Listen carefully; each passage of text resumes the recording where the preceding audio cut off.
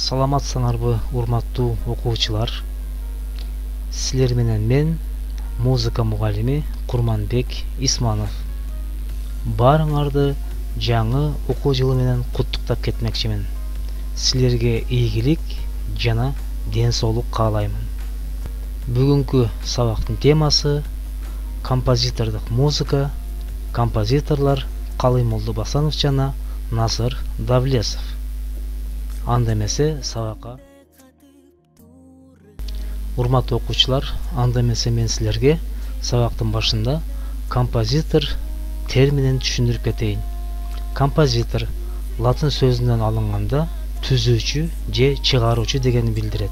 Башкача айтканда, композитор музыка чыгарган адам же автор.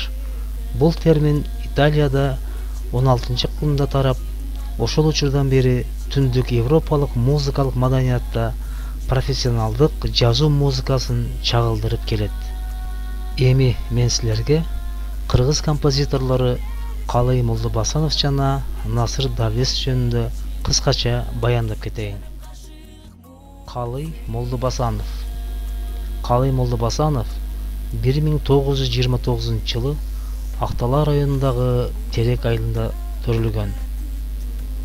Ал композитор жана дирижер, Кыргыз Республикасынын эл артисти, СССРдин эл артисти, социалисттик эмгектин баатыры. 1946-жылы Мураталы Күреңкеев атындагы музыкалык окуу жайын, 1954-жылы Чайковский атындагы Москва консерваториясынын улуттук бөлүмүн, 1973-жылы Кыргыз мамлекеттик искусство институтун бүтүргөн. 1954-72 жылдары Кыргыз опера жана балет театрынын дирижер, башкы дирижер болуп иштеген. 1973 жылдан Кыргыз мамлекеттик искусство институтунда композиция классы боюнча педагог жана Кыргызстан композиторлор союзунун төрагасынын орун басары болгон.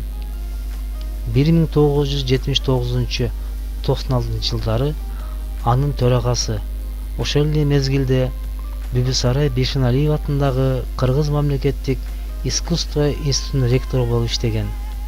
1996 жылдан Кыргыз мамлекеттик академиясы опера жана балет театрынын башкы дирижер жана көркөм жетекчиси.